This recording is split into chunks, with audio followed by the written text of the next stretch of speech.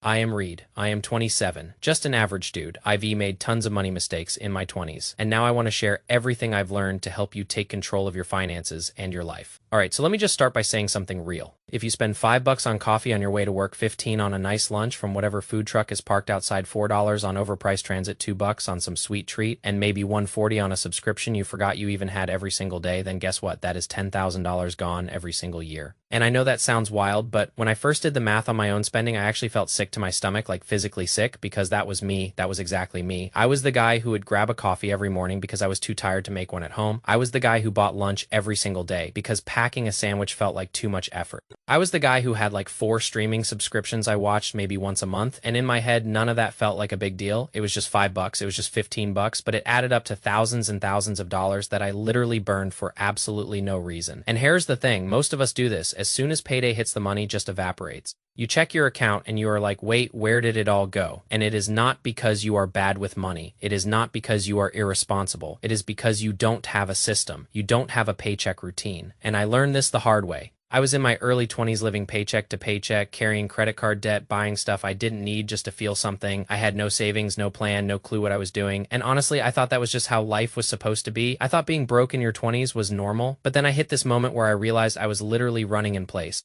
working hard every week, getting paid, and then watching that money disappear with absolutely nothing to show for it. So I decided to change things. Not by earning more money at first, because that was really an option. I changed by building a system, a simple routine every single time I got paid. And I am going to walk you through the 5 things I did step by step so you can steal this routine and build something real for yourself. Step 1 is probably the hardest one for most people, and it sounds so simple that you might roll your eyes, but trust me, it is harder than it sounds. You need to separate your wants from your needs. I know you are thinking, okay, Reed, I already know the difference between what I want and what I need, but do you really? Because I thought I did too. And then I actually sat down and did the exercise I am about to tell you about, and I realized I had been lying to myself for years. Here's what I want you to do. Grab a pen and a piece of paper, old school style. Split it into 2 columns, wants on one side, needs on the other. Then pull up your bank statements from the last 6 months. I know looking at your bank statements can feel brutal. Trust me, I used to avoid opening my banking app like it was a horror movie, but you gotta do it. Start going through every single transaction and put them into those 2 columns. Needs are things you genuinely cannot survive without: rent, insurance, utilities, groceries, basic transport. That is it. Wants are everything else: night out with friends, take out new clothes you didn't really need, that streaming service, that gym membership you haven't used since last January. Be ruthless with yourself. When I did this, I was shocked at how many things I had convinced myself were needs when they were obviously wants. I used to tell myself I needed to go out for drinks with coworkers to network. No man, I just wanted to have fun and not feel left out. I used to tell myself I needed the newest phone because my old one was a little slow. No, I wanted the shiny new thing. Once you've sorted everything, add up how much your needs cost each month. That number is your financial baseline. It's the bare minimum you need to survive. And here's a number I want you to think about.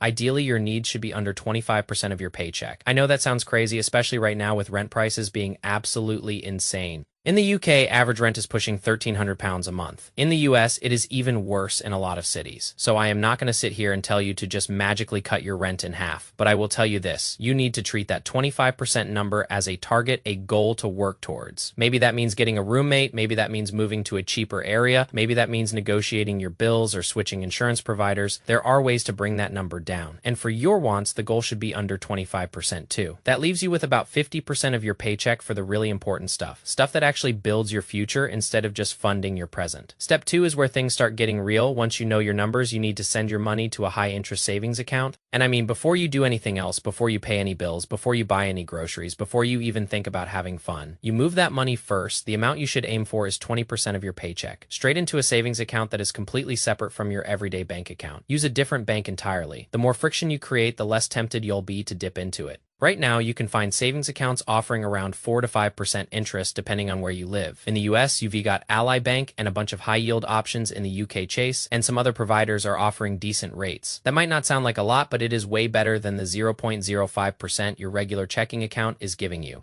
The purpose of this account isn't to make you rich through interest. The purpose is to build a safety net, an emergency fund, and I cannot stress enough how important this is. According to recent data, something like 1 in 5 Americans have 0 emergency savings. 0, and more than half don't have enough to cover a 3-month emergency. That is terrifying to me because life is going to hit you. It always does. Your car is going to break down, you are going to get sick, you might lose your job, something will happen, and if you don't have a safety net, you end up putting it on a credit card or taking out a loan with a crazy high interest rate, and then you are just falling further and further behind. I want you to build an emergency fund that covers 3 to 6 months of your baseline expenses. The needs number we figured out earlier. If your needs are $1,200 a month, then you want somewhere between $3,600 and $7,200 sitting in that account, ready to go, only for real emergencies. Not because you want to go on a trip, not because you saw a sale, real emergencies. Step 3 is the only place in personal finance where you can get a guaranteed return on your money. And normally if someone tells you they can guarantee a return, you should run the other way because it is probably a scam, but this one is actually real. I am talking about paying off high interest debt. Think about it this way. If you have credit card debt at 20% interest and you pay it off, every dollar you put toward that debt is essentially earning you a guaranteed 20% return. Because that is 20%, you are no longer losing. That is better than any investment out there. The stock market averages maybe 8 to 10% over the long term, but it goes up and down and nothing is guaranteed. Paying off high interest debt is guaranteed, so if you have credit card debt, personal loans,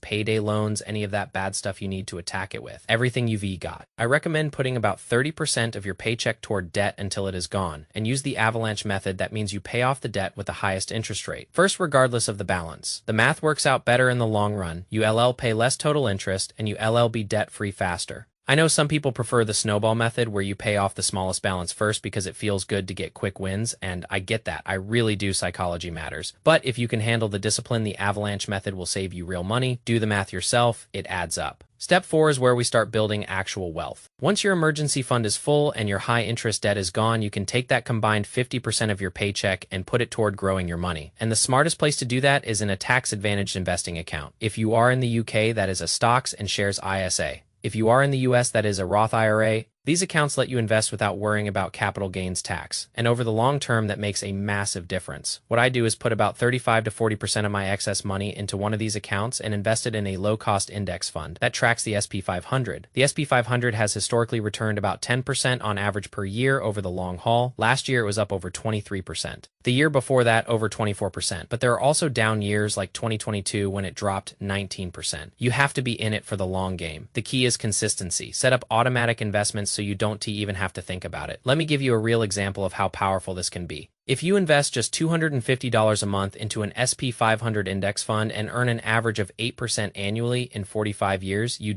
have over $1.3 million, completely tax-free. That is the power of compound interest plus time. And you didn't have to do anything special. You just had to be consistent. The hardest part is starting. And once you automate it, you almost forget the money is even moving. I set up my auto invest and I swear I barely notice it. Then I check my account a few months later and I'm like, oh, okay, that is actually growing. Step 5 is for the people who want to speed things up a little, and I want to be really careful here because this step is not for everyone. If you are happy playing the long game and waiting decades to build wealth, that is completely fine. That works. But if you are like I was in my early 20s and you want to accelerate things a bit, you can take about 5 to 10% of your paycheck and put it toward higher risk, higher reward plays. For me, that meant starting a side hustle, and here's what I learned. When you have less money to play with, you actually get more creative. You find gaps in the market that people with big budgets just can't see. You figure out how to do things cheaply. You hustle harder because you have to. So use a small slice of your income to start something on the side, a small business, a freelance gig, whatever makes sense for your skills. And then with maybe the final 5%, you can consider something even riskier like cryptocurrency. I've got about 5% of my overall portfolio in Bitcoin and Ethereum. I believe in the long-term potential, but I also know it could go to zero. So only put in what you can afford to lose. And don't let the hype fool you into going all in. That is how people get wrecked. Listen, I know this all sounds like a lot. And I know that when you are living paycheck to paycheck, the idea of saving 20% or investing 35% feels impossible. I've been there. I was there for years. I didn't grow up with money. I didn't have a trust fund or rich parents or some magic inheritance. I was a regular guy making regular mistakes and digging myself into a hole.